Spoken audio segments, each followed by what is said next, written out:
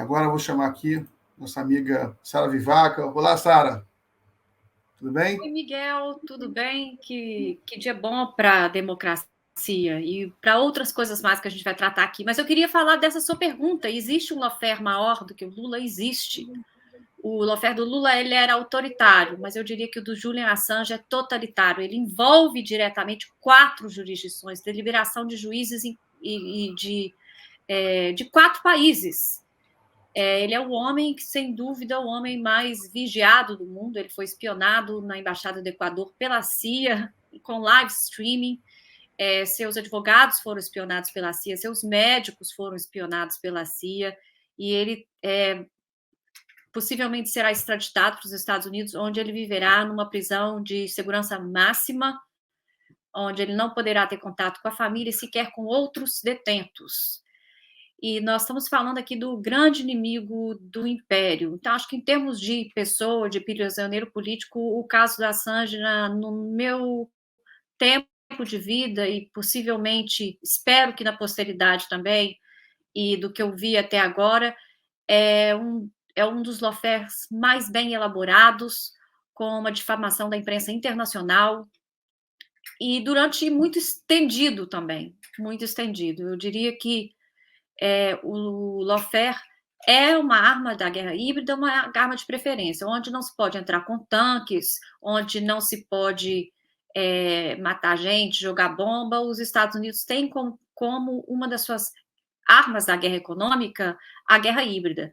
E o lawfare. E no caso do Assange, é um lawfare que vai no âmago que estrutura o império, que são os crimes de guerra como política de Estado, a tortura como política de Estado, e um único homem que envergonhou a mídia corporativa e que colocou o império no chão. Então, eu queria fazer essa colocação antes de mais nada, e acho que hoje a nomeação do Zanin realmente é, é, é, é um momento de vindicação histórica, por muitas razões, e a gente pode entrar nos detalhes. Eu assisti uma grande parte, pelo menos umas 5 horas desse debate, achei muito interessante por vários aspectos, mas aí estou passando a bola para você primeiro.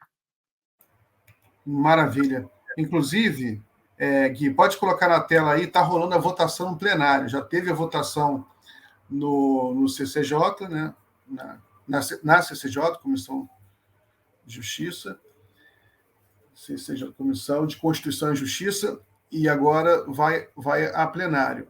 Há uma expectativa de que o Zanin será aprovado com larga maioria, pelo menos é que os próprios senadores na CCJ disseram. Na CCJ ele já foi aprovado com larga maioria, eu já coloquei aqui, quer ver, foi a votação de 21-5, né? Ou seja, foi uma surra.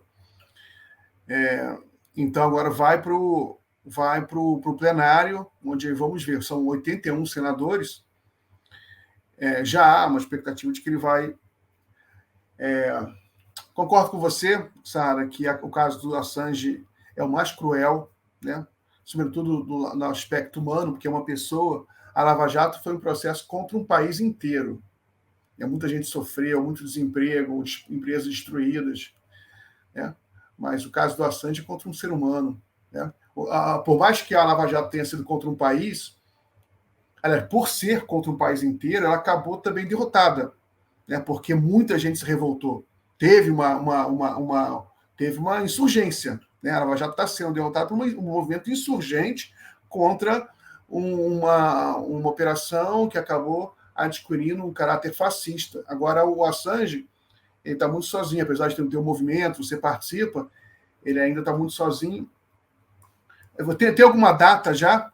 Alguma data que se espere essa extradição? O que mais tem sobre isso? A perspectiva, Miguel, é de que ele seja rendido no avião até o dia 31 de julho. Se houver um recesso dos tribunais e não for decidido até os recessos, poderá ser outubro. Eu, particularmente, considero que a administração administrativa já está selada quando você vê o teor das decisões, onde o juiz fala que a apelação do Assange é um abuso do devido processo legal. Um abuso do devido processo legal é o processo do Assange. Esse é que é o abuso, que se chama-se perseguição política, e não a apelação desse abuso. Então, assim, as perspectivas são realmente as piores possíveis. Eu imagino que o Assange deve estar vivendo os piores momentos da vida dele, e assim, todos que estão em volta dele, e acho que a liberdade de imprensa também sofre um golpe talvez irremediável com essa extradição da Assange. É isso. Eu não sei se você ainda está aí, Miguel. Mas eu Não, eu achei. não caí, não. Eu não caí, não, porque às vezes quando eu boto a pessoa na tela inteira, é porque eu desligo minha câmera rapidinho para pegar um copo d'água ali do lado, mas estava ouvindo. Tá? Eu achei hoje interessantíssimo essa audiência. Eu não sei que parte, que se você chegou a acompanhá-la, se você acompanhou partes. É claro que a Eu gente vi não vai várias transpor. partes. Não deu para ver tudo. É enorme, foi negócio, foi enorme o negócio, né? Foi horas e Enorme. horas, mas eu vi bastante. Qual foi a sua impressão sobre o Zanin e sobre a Sabatina, de forma geral? Eu acho que o Zanin fez um golpe de mestre. Ele não politizou hora nenhuma, porque pessoas como Damares, Magno Malta, o Sérgio Moro tentaram trazer ele para a polêmica política. O tempo todo provocaram ele para tentar trazer ele para um embate político. E o Zanin, o que ele fez foi se ater à lei que já existe. Olha, a lei diz isso, existe essa tese, existe tal outra, e a Constituição delibera dessa forma. Então, ele saiu de uma maneira, para mim, o que ficou claro hoje, paradoxalmente, eu acho que muitas pessoas colocavam o seguinte problema: a proximidade do Zanin com o Lula não seria um problema, né? Por exemplo, acho que um problema que pode existir é que ele vai ter que se declarar suspeito, ou em alguns casos que ele já tem advogado antes. Então, aí perde-se um voto. Eu acho que esse talvez o lado ruim.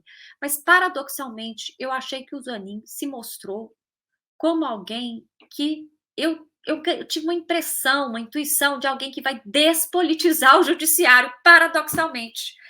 Por ser um cara que entende perfeitamente dessa problemática. E aí eu vou até fazer uma ressalva com o professor Rideu, com todo o respeito. Eu acho muito positivo que o Zanin nunca tenha aparecido num programa de televisão, a não ser para falar do caso do Lula. Ele nunca saiu para falar das posições políticas dele, ele nunca saiu para falar o que ele acha do aborto, o que ele acha das posições morais, éticas. E a verdade é que eu achei que ele é muito mais juiz do que ele é advogado. E isso é um ponto positivo para começar a despolitizar o Supremo Tribunal Federal. Por quê? Porque o juiz tem que falar só nos autos. A gente não tem que saber, dos autos para fora, o que o juiz pensa. Porque isso também tem que ser, de certa forma, adaptar ao formato da lei, adaptar à Constituição. Então, eu achei que, paradoxalmente, o fato do Zanin nunca ter dado uma opinião política em público dá para ele uma capacidade muito melhor e inaugura uma coisa nova no STF. Eu achei que essa nomeação dele, inclusive eu era uma das pessoas céticas com relação à nomeação dele, mas quando eu vi a habilidade dele de enfrentar esse Senado, de não cair nos jogos e nas inúmeras armadilhas que foram colocadas para ele, eu vou até falar de algumas delas, ele não caiu, ele não entrou na dinâmica da guerra que existe ali. Ele não entrou numa disputa com o Sérgio Moro, ele não entrou numa disputa com a Damares, ele não entrou com uma disputa da oposição. E achei que ele mostrou, se o critério sabedoria, eu achei que o Zanin tinha esse critério. Eu achei que realmente, dessa vez, eu tinha ceticismo com relação à nomeação dele. Eu vou dizer que eu saí com a impressão contrária, de que aqui entrou alguém que não se expôs politicamente, que é importante para um cargo de juiz, por mais político que o STF seja, e que isso vai dar para ele uma vantagem. E vai trazer para a gente também, vai inaugurar alguma coisa nova aí. E ele não entra na disputa política. Ele entendeu que essa disputa política tem que ser feita ali no chão do Senado, oposição e governo. Isso deu muita força para ele. Ele não deu espaço para que ele fosse atacado. Ele soube, não é que ele soube rebater os ataques, ele não deu nem a superfície nem o alvo para esses ataques. Então, eu achei que foi realmente absolutamente inteligente a sabatina dele. Ele entendeu as regras do poder, mais do que qualquer outro que faça o embate político. E acho que o Zanin mostrou também, apesar dele usar, por exemplo, ele usava a linguagem dele era completamente livre de juízo de valor. Ele não fala assim, o ataque à democracia no dia 8. Ele escolhe assim, o ocorrido no dia 8, as pessoas que foram detentas no dia 8. Então, ele já introduz uma linguagem sem juízo de valores. Então, a oposição não conseguiu atacar ele. Eles tentaram, eles colocaram uma cilada atrás da outra e o Zanin não caiu. Eu não vi ele cair nas 5 horas que eu assisti em nenhuma cilada. Inclusive, ele desmonta aquela lógica. Ele desmonta, com a postura dele altamente técnica, a lógica da propaganda, a lógica da guerra híbrida. Mas acho que tem uma outra coisa muito interessante aí também. Dentro dessa sabatina, foi como você pegar um bisturi e abrir o Senado Federal e começar a ver onde eles irão atacar e onde estão as pressões do Supremo Tribunal Federal. Foi absolutamente impressionante o lobby do agronegócio. Falou-se de marco temporal o tempo inteiro. O tempo inteiro. Na perspectiva do agronegócio. Aí eu achei que faltou a oposição ir lá e corrigir, porque não era papel do Zanin fazer isso. E para mim ficou muito claro a pressão que está sendo colocada no STF da questão do marco temporal. E tive o receio de que o Supremo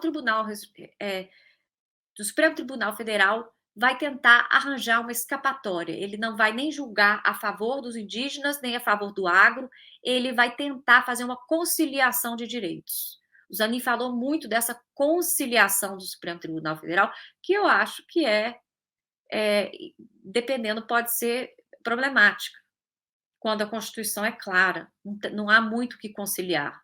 Né? Quando o direito é claro, você não concilia esse direito, porque isso não é papel do Supremo Tribunal Federal, é um papel muito mais de lançar a interpretação constitucional. Então, eu fiquei muito receiosa com a organização, a estruturação do argumento do marco temporal. Você via o agronegócio tendo um discurso muito mais de centrão, um discurso mascarado, um discurso assim, nossa população está pobre, no meu estado, no Acre, as pessoas estão morrendo de fome, porque não se explora a Amazônia, porque não se dá dinheiro, não se coloca recurso, indígenas são 1 milhão de pessoas com 13% das terras brasileiras. Foi um discurso muito mais lógico, errado e desonesto, mas lógico. Para quem é leigo e para quem não entende da Constituição, para quem não tem uma visão de mundo mais ampla, essa linguagem do preconceito ela pode ser colocada de uma forma muito lógica e que pode soar plausível quando você não tem mais informações. Achei muito perigoso essa questão do lobby do agronegócio com a questão do marco temporal e ficou claríssimo para mim o nível de pressão que está sendo colocado no Supremo Tribunal Federal. Eu achei realmente marcante.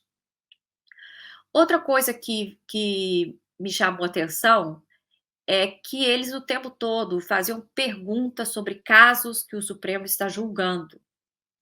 Se o Zanin tivesse respondido sobre os casos, ele já estaria suspeito para julgar esse caso depois. Então, o Sérgio Moro colocou várias perguntas, Magno Malta, Damares, entre outros, colocaram várias perguntas, criando essa armadilha para o Zanin falar de casos que estão sendo julgados. E, em vez de, porque você tem que perguntar a posição geral, o que o senhor acha do aborto, mas você não fala, no caso 2113, que está sendo julgado, ele não pode falar, e ele saiu de todas dessas. Ele marcou a posição dele e saiu do caso concreto e foi para a lei. A lei diz isso e diz aquilo. Então, ele responde também.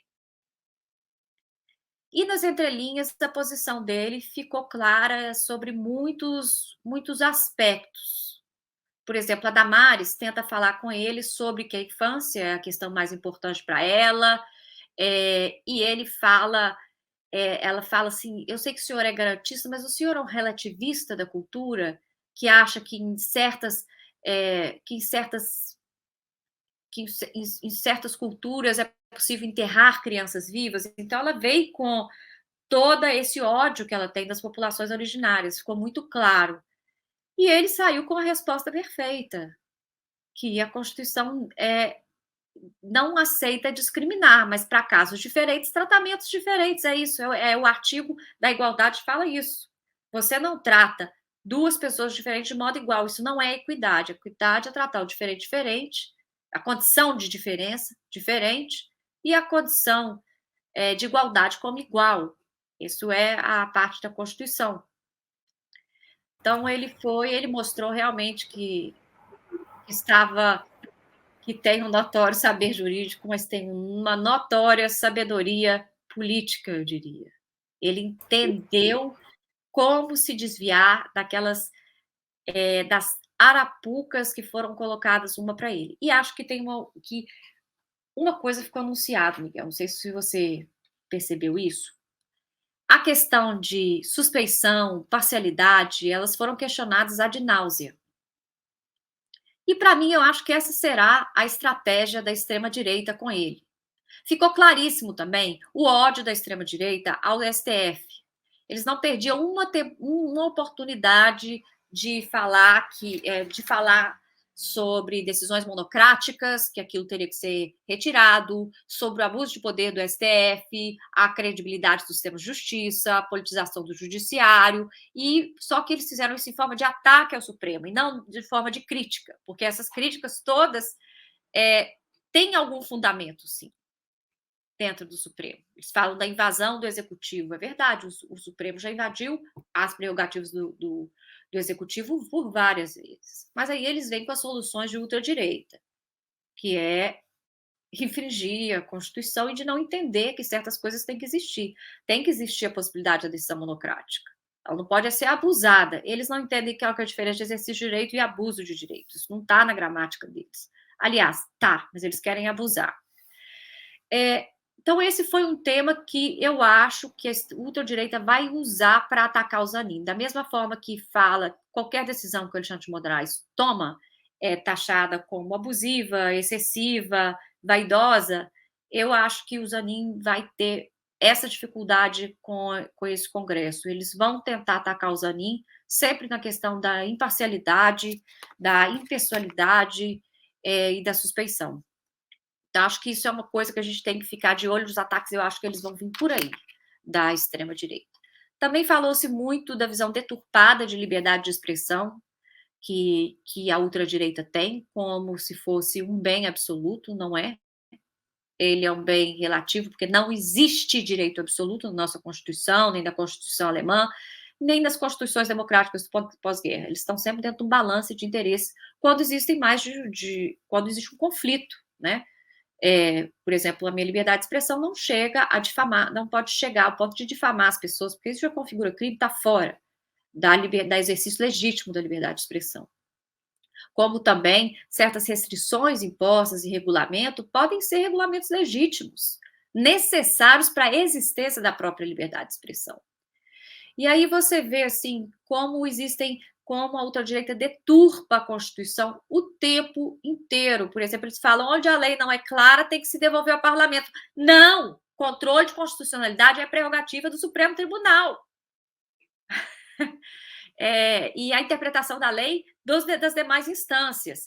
Então, ali foi muito interessante, para mim foi muito interessante como jurista ver, como eles atacam a democracia a partir de um discurso legalista, aparentemente legalista.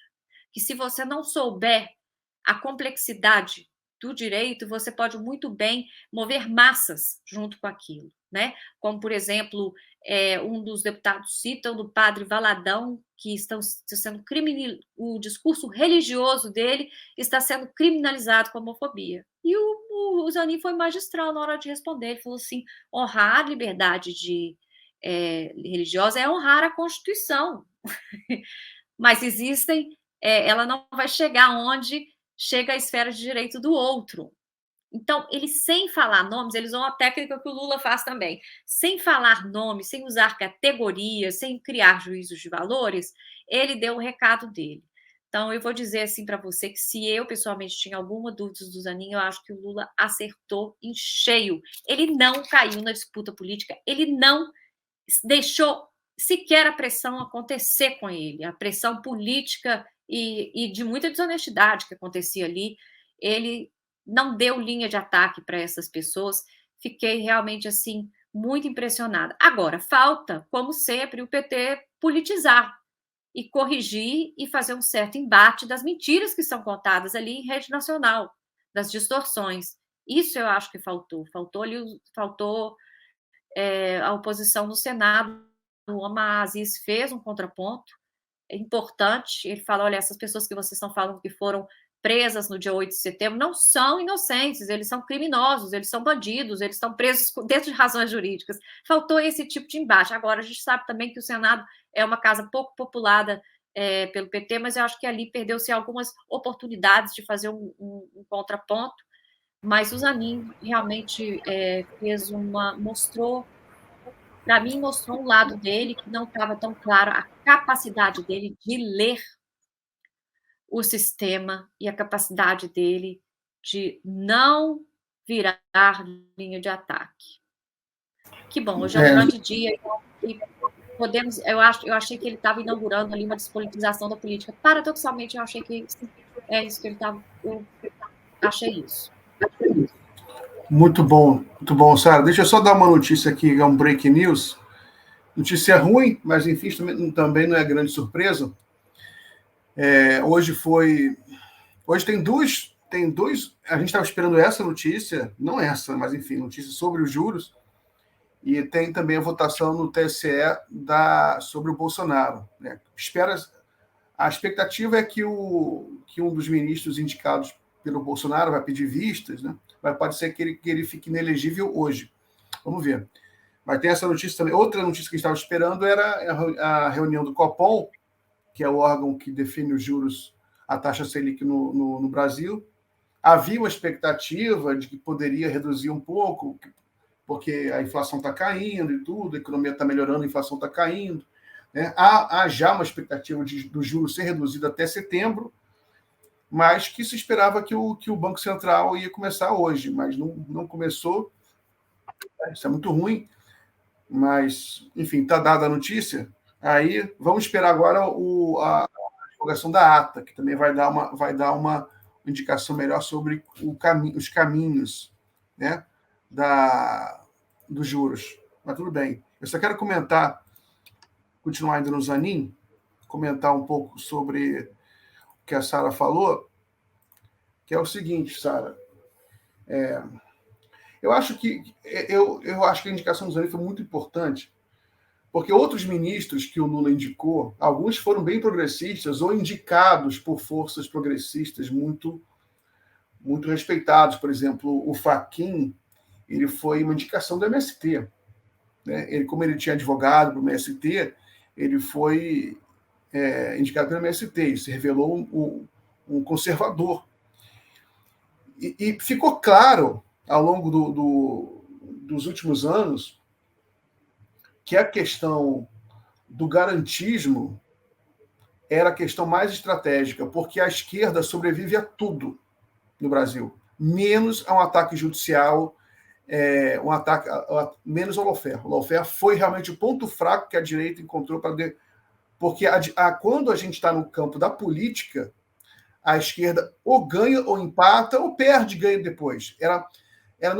A gente não tem problema com a política no Brasil. A gente ganha as eleições, a gente, mesmo quando perde, a gente se recompõe rapidamente, a gente se reorganiza, né? Porque a gente tem experiência do debate, tem experiência da organização. Agora, o lawfare foi a surpresa. O lawfare foi o que realmente pegou a gente desprevenido, porque não é debate, não tem debate político. Né? É um juiz mandando prender e a gente, junto com os jornais, junto com a mídia, junto com o Ministério Público. e setores da Polícia Federal, começa a prender gente, começa a chamar todo mundo de ladrão, criminalizar a política. Foi uma tragédia. E eu não consigo imaginar, e quando eu falo, por exemplo, tamanho de lawfare, né, é claro que é uma coisa só jornalística, até é besteira ficar criando ranking de qual for um lawfare maior que o outro. Mas quando eu falo assim, da questão da magnitude do lawfare no Brasil, eu penso na questão do prejuízo econômico, né, que foi muito doloroso para o Brasil. Ele destruiu muitos sonhos, sabe? Muitos sonhos. E quando a gente fala em crise econômica, né, quando a gente fica só no abstrato dos números, a gente não consegue ver como aquilo na pequena escala destrói sonhos. É o cara que pegou todas as economias, montou um restaurante de Itaboraí, porque achava que a Comperj seria, que ele ouviu, né, que a Comperj seria a maior refinaria de petróleo da América Latina. E a Comperj não foi construída. Então, essa pessoa perdeu o seu dinheiro, perdeu os seus sonhos, e foram milhões. A Fundação Getúlio Vargas estimou que a Lava Jato destruiu 4,4 milhões de empregos. Uma estimativa conservadora. Né? A destruição econômica foi muito grande, o Brasil decaiu, se desindustrializou. Porque, por exemplo, muito se falava sobre a questão da necessidade do Brasil ter um projeto nacional de desenvolvimento, se reindustrializar. O Brasil estava se reindustrializando. Né? O projeto todo de construir refinarias era um projeto de reindustrialização, que é indústria de base, que você cria as refinarias, você cria ao redor das refinarias seriam criados cinturões industriais para a gente produzir polímeros, produzir todos os milhares de derivados de petróleo, em vez de importar dos Estados Unidos ou da Europa. Então, seria um processo de reindustrialização importante, geraria muito emprego e geraria receita. E tudo isso aí gera meio ambiente. Meio ambiente, claro que é muito mais fácil você criar políticas sustentáveis com um país mais rico. Né? Tanto que os países mais ricos têm políticas ambientais, têm políticas, conseguem desenhar políticas sustentáveis. Enfim, foi muito cruel o processo da Lava Jato, e acho muito importante que o Zanin, ele marca, para mim, a reação da política, com P maiúsculo, aos excessos do judiciário brasileiro. Você vê que o Zanin está sendo apoiado não apenas pela esquerda, ele está sendo apoiado por todo mundo que entende a importância da política, todo o centro, parte da direita, né? Porque houve um aprendizado coletivo no Brasil, essa importância de uma democracia, que ela permite esse aprendizado acontecer. Houve esse aprendizado. A sociedade, grande parte da sociedade aprendeu, até a mídia, uma parte da mídia importante também aprendeu, né? Porque eu estou lendo o livro do Emílio Odebrecht, impressionante. Uma das reclamações mais duras que ele faz é contra a mídia brasileira. Ele fala que foi muito difícil para todo mundo, para todas as empresas, todos os réus, foi porque a mídia ela criou aquela narrativa.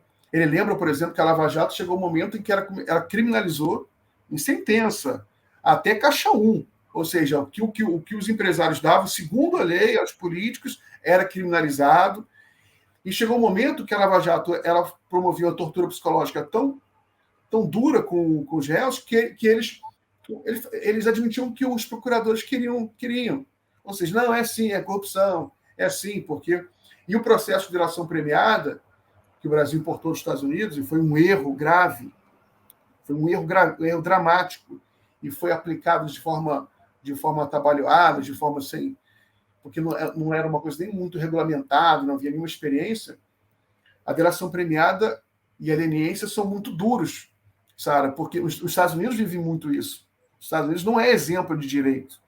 Né? Porque que é 90% dos casos de condenação nos Estados Unidos são por autodelação, confissão forjada por pressão, tanto que quando você lê as revistas progressistas americanas, revistas de esquerda, tem várias, é impressionante como a questão do direito é central neles. Uma das bandeiras mais importantes da esquerda americana. A polícia americana pode usar são métodos que nós consideramos pré-direitos fundamentais. Por exemplo, a polícia americana ele pode mentir para a pessoa e dizer eu tenho o seu DNA, quando não tem prova nenhuma. Eles podem fazer o chamado entrapment, que é o agente provocador, criar a incitação para que a pessoa cometa um crime para prendê-la em flagrante. Sentenças completamente abusivas. Não existe pena de morte. Miguel, pena de morte. Mas eu estou vendo aqui que o Zanin ganhou por 58-18, né? As voltas que a Terra plana dá. E eu não sei o que você sentiu quando você viu o Moro ali, pequenininho, prestes a ser caçado, tendo que dar para o advogado que ele massacrou, tendo que aceitar que ele é o novo ministro do Supremo. Eu achei aquilo, nem em livro, se um autor quisesse escrever, acho que nem em livro sairia esse desfecho final, né, Miguel? Isso é muito bom, Sara. Sabe uma coisa que eu percebo? Como que é difícil o Brasil ter final feliz no Brasil, na política brasileira. A gente tem tantos poucos finais, mas tem alguns, né? A vitória do Lula, agora a indicação do Zanin. Eu falo isso porque, por exemplo, vários países têm muitas histórias, né? Por exemplo, na França é impressionante, a França é toda cheia de histórias da vitória da Segunda Guerra Mundial, a vitória contra o nazismo, o nome das estações, nome das ruas, placas com heróis, e eles fazem recorrentemente exposições sobre o dia da vitória, né, que tem muitas fotos sobre os parisienses pulando no Rio Sena, alegres, né? E o Brasil tem poucas histórias assim, mas tem, né? E vamos ter mais, se Deus quiser, teremos mais no futuro. Mas essa, deixa eu colocar aqui a tela. História, né? A gente não conta essa história. Ela está sempre oprimida. Essas vitórias, elas sempre vêm alguém massacra, geralmente a mando dos Estados Unidos. Agora, você está falando dessa questão da Lava Jato, não é qualquer indústria também, né, Miguel? É a indústria que garante a soberania nacional, é a indústria de petróleo, é a indústria de submarino nuclear, e outras indústrias nucleares, assim, é a guerra econômica mesmo. Se precisar, a gente quebra a perna da República, quebra a perna da democracia. Faz aquela caça aos comunistas dentro dessa guerra econômica. É uma guerra econômica que envolve várias outras guerras. E eu acho, Miguel, assim, uma coisa super interessante que aconteceu quando o placar, e eles iam votando e o placar aumentando com o Zanin, você precisa ver como os senadores baixaram o tom da voz, ficaram pianinho, até o senhor Magno Malta estava menos saliente, porque agora eles estão com medo de quem vai julgá-los, porque todos ali têm rabo preso e todos ali têm um processo que pode chegar ao STF. Foi muito interessante ver também, à medida que eles viram que eles iam perder, como eles ficavam mais reverentes com o Zanin, como eles ficavam mais subservientes, com medo. Isso eu achei super interessante. Agora, outra coisa, Miguel, que eu acho assim, que é importante, eu faria uma pequena ressalva. Não tem a menor dúvida da capacidade técnica do Zanin, não é isso, não é essa a questão. O que eu estou falando é o seguinte: a vitória não foi só judicial. A vitória foi da mídia independente, a vitória de reverter o lawfare, foi a própria figura do Lula, foi o próprio legado que o Lula deixou na memória das pessoas, de poder comer, de poder ir para a escola. Eu acho que o Lula ele se libertou, de certa forma, com o legado dele, com a capacidade de mobilização dele, com a biografia dele. Eu não diria nem que é nem o carisma, é com a própria biografia e com a mudança que ele teve na vida material. Eu acho que a vitória da guerra híbrida ela não pode ser simplesmente atribuída ao trabalho de um advogado. Claro, ele soube conduzir aquilo muito bem, mas aí acho que é uma inocência a gente achar que esse lawfare ganhava-se na justiça. Eu acho que, por exemplo, foi também o trabalho do grupo Prerrogativas, por exemplo, que estava ali denunciando, fazendo os lobbies. Foi um trabalho coletivo da sociedade, a sociedade inteira não aceitou aquilo. Essa vitória da guerra híbrida, ela também nos pertence, ela pertence muito à imprensa independente, que foi muito corajosa, que foi muito desbravadora. E eu lembro que nessa época, quando eu não era dessa profissão. Minha mãe falou assim, a profissão que eu mais respeito hoje no Brasil são esses jornalistas independentes. Eles são muito corajosos e é um risco que eles correm diariamente quando falam. E eu acho que tem que lembrar de todas as dimensões da guerra híbrida. É uma guerra política, é uma guerra midiática, é uma guerra econômica, e é uma guerra política também, e é uma guerra pessoal também. Então, eu acho que teria que fazer essa ressalva, né? Não é só colocar assim, você foi o homem que a grande vitória dele. Sei, ele teve uma grande vitória na condução do processo do Lula, mas não pode ser atribuído apenas a ele, a soltura do Lula. Houve todo um movimento de uma sociedade inteira. Essa vitória é nossa como país. Exatamente. Muito bem falado. Pessoal, ouve aqui o que a Sara falou, a importância da mídia alternativa. Então, se vocês puderem deixar alguma contribuição, algum superchat, a gente agradece muito. Sara, é verdade. É verdade. A gente estudou. Foi um grande desafio para a nossa geração. Foi uma luta política, luta na acepção clássica de luta política, que a gente teve que estudar muito. Foi muito difícil, foi muita pressão psicológica, porque o que a gente acreditava, eles queriam destruir as ideias, né? Por isso que o Lawfare é particularmente cruel. Você quer destruir o seu campo ideológico. Ah, não, é um bando de ladrão, a política não serve para nada, né? É difícil e você fica... E houve momentos bem complicados, porque parecia que não tinha saída, era uma máquina gigantesca, máquina midiática, e era uma coisa assim que não deixava nem a gente respirar direito. As famílias, né, começam, os jornalistas, as pessoas começam a ficar sozinhas, porque as famílias começam a ficar reacionárias, né? Os amigos ficam reacionários, aí você fica solitário. Mas a gente resistiu, ganhamos essa guerra. A indicação aprovada agora do Zanin para o STF por 58 votos a 18 é um símbolo. É um símbolo. É uma vitória, né? É um símbolo importantíssimo da guerra contra um processo midiático judicial que começou, na realidade, no Mensalão. Começou ali, eu lembro do julgamento do Zé Dirceu, que a Rosa Weber condenou o Zé Dirceu, dizendo que a literatura não me permite condená-lo. Aliás, não tenho prova para condená-lo, mas a literatura me permite. A literatura não permite nada. A literatura precisa do caso concreto para existir. Não, e numa sentença que, curiosamente, foi produzida pelo Sérgio Moro, que era assistente dela, da Rosa Weber. O Moro estava nessa do Mensalão também. Foi super difícil, foi político, né? Foi político, mas foi um político em que eles tentaram usar uma cartada que a elite brasileira usa há séculos, que é a cartada do domínio do conhecimento. Usa milênios, na realidade, né? Essa coisa muito antiga. Nós sabemos, ver como eles usam na economia, né? Não, os juros têm que ficar altos por causa disso, daquilo, aí falam um economista que ninguém entende, mas no caso do direito também, né? Eles eram juízes que estavam...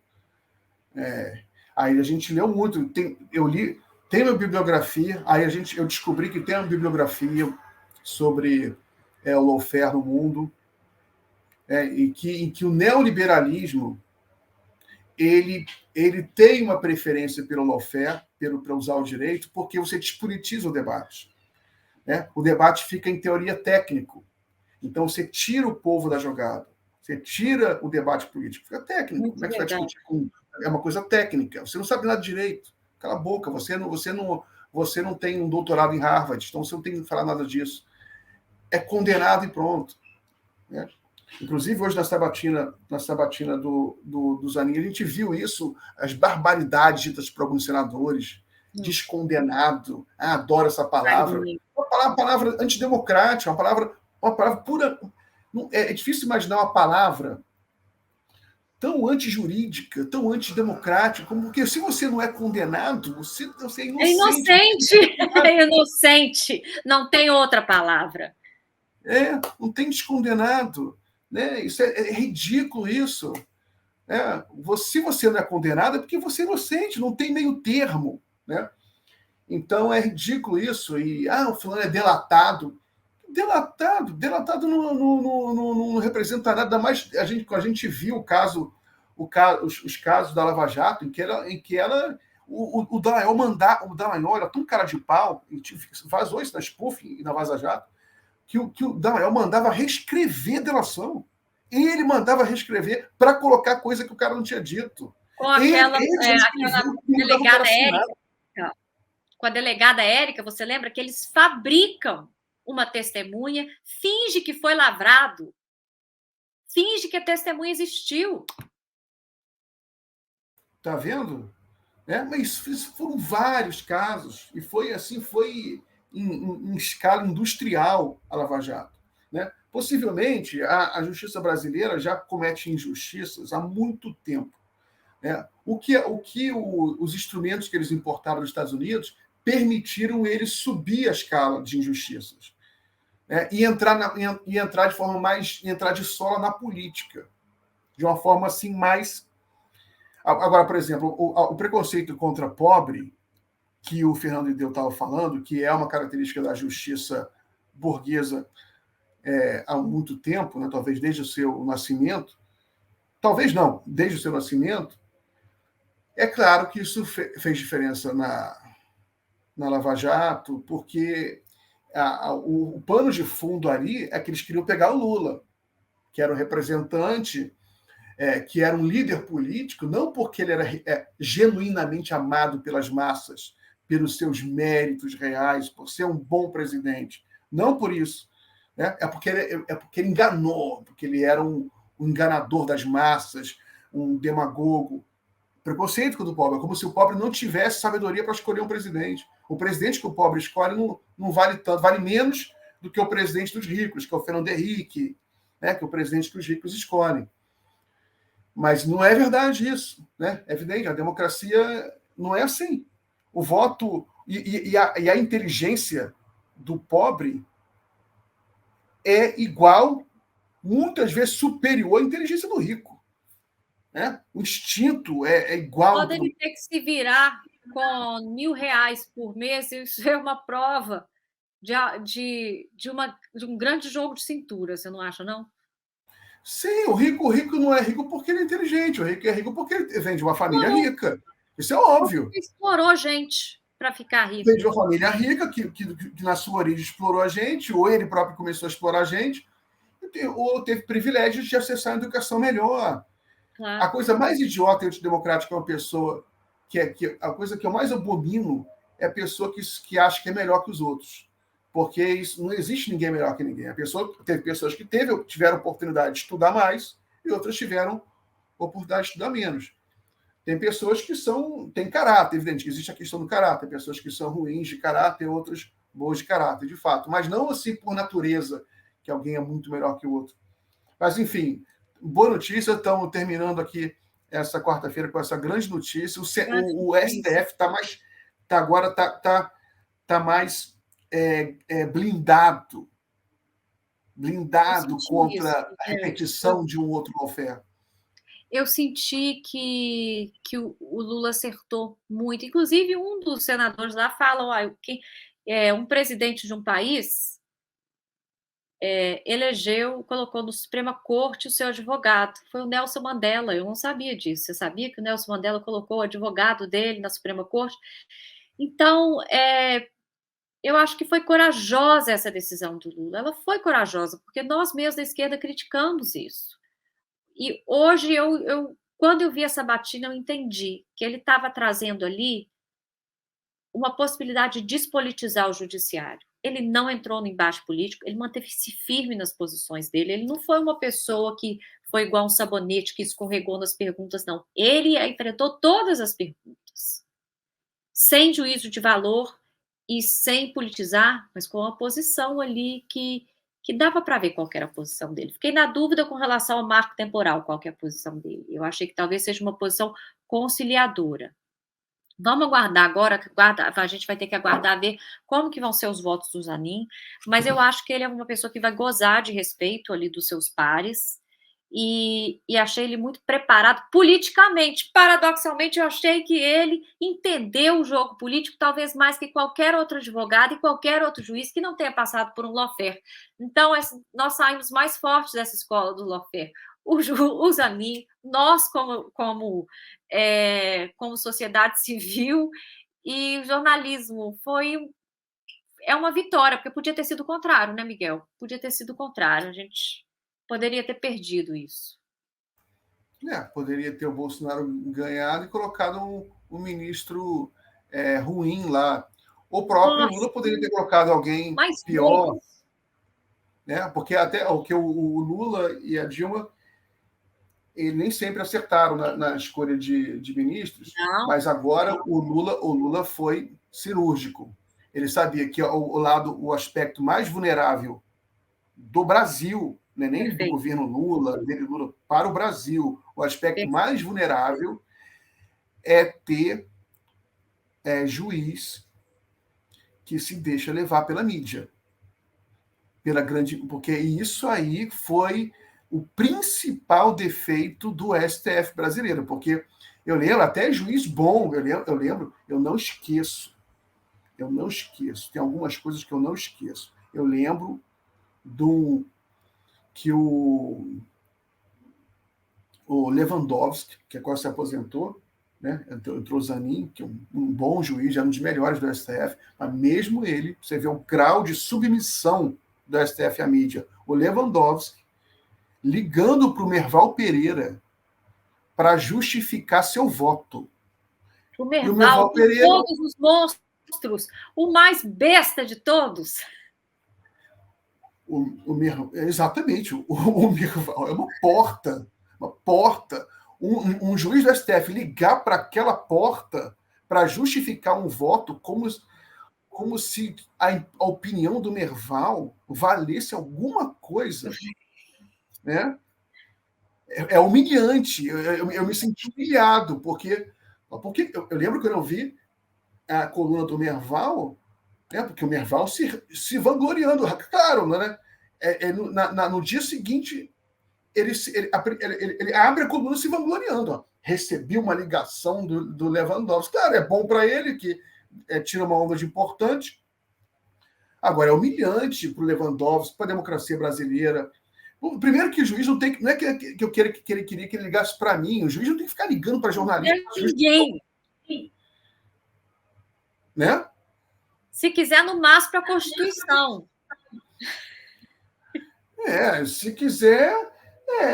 Não, ele próprio tem que ir no plenário do STF e justificar seu voto para o povo brasileiro. Ele tem que justificar para o povo brasileiro o seu voto. Por isso que os votos são publicizados, ou na televisão ao vivo, ou num documento que são disponibilizados, né, para todo mundo, para a comunidade jurídica e para o povo. Mas, enfim, isso aí foi geral. Não tinha um juiz com coragem. Nem o Gilmar Mendes tinha coragem também, se rendeu. O Gilmar Mendes só foi virar a chave dele mais tarde. E não tinha o Alexandre de Moraes. Virou a chave depois, né? Vários juízes, hoje todo mundo virou valentão. Todo mundo virou valentão lá no STF, mas não era assim, não. No passado O Dias Toffoli ainda está cagão. E ele, não sei se você viu, o Dias Toffoli apareceu como opção dos golpistas naquela troca de mensagens do Mauro Cid, eu acho. No celular do Mauro Cid, como o cara que eles iam confiar. Toffoli, isso não é muito bom para a sua biografia, não, você ser ídolo dos bolsonaristas. Mas o Toffoli ele tem que. Ele é jovem ainda, né? Espero que ele termine o processo dele de metamorfose, né? Porque os primeiros anos dele foram difíceis, né? Ele foi um que se rendeu completamente à lógica da Lava Jato, da mídia. Depois, ele só mudou porque o Gilmar mudou. Depois que o Gilmar mudou, ele mudou também. O Gilmar foi parte da engrenagem do lawfare quando ele faz essa interferência numa prerrogativa do executivo, que é escolher ministro. Eu acho que isso é um atentado contra a divisão dos poderes. O Supremo Tribunal tem a última palavra numa decisão que é política. que é a decisão do ministro, um cargo de confiança. Se tiver um cargo de confiança, e eu acho que esse foi um dos pensamentos do Lula. Quem eu tenho plena confiança tem capacidade para aguentar essa pressão, que já mostrou que viveu na própria pele comigo o que o Brasil tem de pior para oferecer. E não se desesperou e persistiu, né? Exatamente. Então é isso, Sara. Vamos já encaminhar para o final. Bom terminar a noite assim, com uma ótima notícia. O STF. Eu não vou nem usar o termo progressista, né? Um STF mais garantista, um STF em que a gente. Porque quando. Eu tenho a teoria, Sara, que o campo progressista, o campo popular, ele é organicamente garantista. As leis, as constituições, pelo que eu estudei, elas foram quase sempre conquistas da classe trabalhadora. Você vê a lei das 12 tábuas em Roma Antiga, a Revolução Francesa, porque para a classe trabalhadora, para o povo, a gente precisa de previsibilidade, a gente precisa de ter, porque a gente não pode ficar na mão de juiz. Eu tenho a minha teoria é essa, em que é preciso evitar a discricionariedade. A discricionariedade, ou seja, que é A discricionalidade, o autoritarismo social. O problema é a arbitrariedade. E Isso, a arbitrariedade. Quando você tem segurança jurídica, é porque você está tendo arbitrariedade. Ou porque a lei é ruim, ou porque os juízes são comprometidos, mas sim, a questão da arbitrariedade é uma questão muito forte no Brasil. Ela é muito explícita, né? Agora vamos ver se com o Zanin se completa. Vamos ver como é que fica o processo de revisão da Lava Jato, de punição do Sérgio Moro, punição do Dallagnol. Ele não vai poder julgar, né, Miguel? Esse aqui é o problema. As questões diretas. Mas cria um clima. Cria um clima. Muda, os ventos ventam mais forte para um lado, entendeu? Porque a votação é um sinal para o STF. O STF, aquilo ali é um biruto de aeroporto, né? STF. Para onde está ventando, eles vão. Olha, eu vou te falar uma coisa, que eu fiquei abestalhada com o poder dos ministros da Suprema Corte, porque no final, Damares pianinho com ele, quando viu que ele ia ser eleito, todo mundo tratando ele com a reverência de um Deus, igual você vai na igreja, acende vela, Senhor, não sei o quê. Eu vi aquela corja sendo civilizada, apesar das mentiras. Quando eles viram que o Zanin ia virar, eles ficaram com medo. E aí isso fala de um poder até exagerado do STF, né? Eles dão a última palavra no Brasil. O STF é um problema em muitos aspectos, não da maneira que a ultradireita critica. Mas eu achei que o Zanin hoje, você falou, ele é um símbolo, ele é um símbolo. Ele é um símbolo, ele é uma reivindicação, e eu senti que ele vai inaugurar uma coisa diferente sobre essa questão dessa politização do judiciário. Ele nunca se manifestou politicamente, isso é uma coisa muito boa para quem vira juiz. Muito boa, porque ninguém vai poder atacar ele. Ele vai poder decidir sem ataque. Né? Você pega, tem outros grandes advogados progressistas, mas eles já foram na mídia e já falaram de todas as opiniões, aquilo vira um alvo de ataque para um juiz.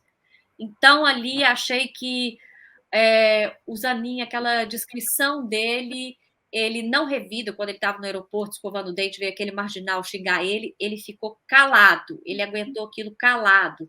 Então, eu acho que ele vai saber bater o martelo com muita precisão. Fiquei muito bem impressionada e estou sentindo uma felicidade enorme, Miguel. É como se uma etapa daquela nossa luta tivesse valido mesmo, né? Dessa luta que toda a sociedade fez. A nomeação dele é nossa, de certo modo.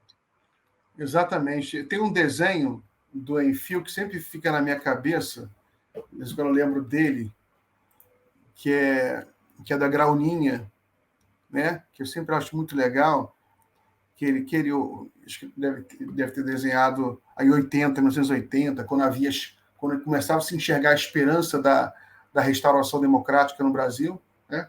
Aí o Grauninha fala, tá vendo algum, Carretor? É esperança. Né? Um gênio, né? A Era nomeação do urgente. Zanin também de certa forma, é uma esperança que a gente vai, enfim, encontrar, né, alguns anos de normalidade democrática, que a gente precisa de paz. O Brasil precisa de paz, de alguns anos de prosperidade, desenvolvimento, né? É, As perspectivas econômicas estão boas. e acho que é o seguinte, a ultradireita está ávida para atacar o STF de todas as formas possíveis, ficou claríssimo na sabatina, e eu acho que o Zanin, eles não conseguiram atacar o Zanin. Achei isso impressionante. Tentaram, de todos os modos, atacar, colocar armadilha para ele, e não conseguiram. Isso eu achei que foi uma coisa surpreendente.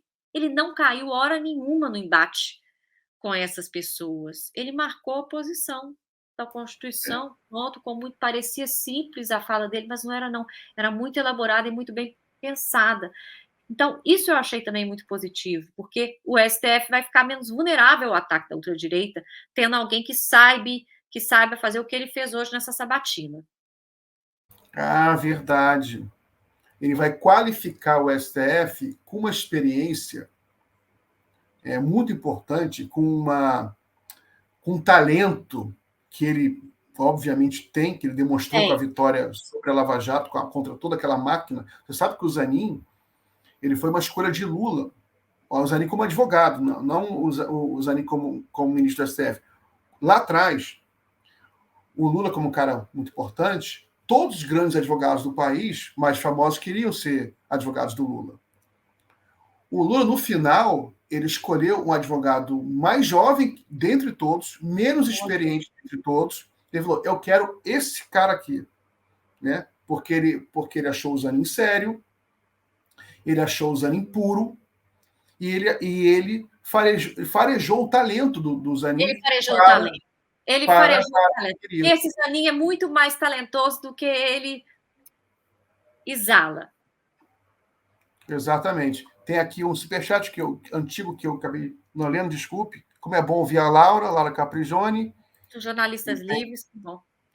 Ela participou aqui, tem do Luciano Nogueira, a mesma tristeza que eles sentem com o Zanin seria a nossa vendo o Moro no STF. Abraço, Sara Miguel. Ah, bem lembrado, Luciano. O Moro queria o STF, ele queria, imagina a inveja que ele... Nossa! A inveja dele hoje. Ele não vai nem conseguir dormir de tanta inveja, porque ele virou ministro do Bolsonaro com a promessa, ele é tão cara de pau, que ele vazou isso, porque o Paulo Guedes, que é bocudo, acabou falando, não, eu prometi ao Sérgio Moro que a gente indicaria ele a ministro. Por isso que ele largou a carreira de juiz, que é uma carreira que no Brasil ganha muito salário, assim, ao topo do funcionalismo público. É quase impossível um cara que é juiz largar a magistratura. Né? Ele largou, né? Achando que ia virar ministro da STF. Não virou. É o sonho de carreira dele. E ele teve que sabatinar, ele ainda teve que estar presente. É horrível isso, ele nem assistiu na televisão, não. Ele teve que estar presente e ver o advogado que ele massacrou, tomar a coroa dele. É muita vindicação para um dia só, eu vou ter que digerir isso. É isso aí. Então, Sara, muito obrigado pela sua participação. Obrigada, Miguel. Um beijo grande, boa semana. E, pessoal, abraço a todo mundo aí da comunidade. Eu volto amanhã às 5 horas da tarde. Guilherme, pode encerrar. Valeu, pessoal. Tchau. Tchau. Obrigada.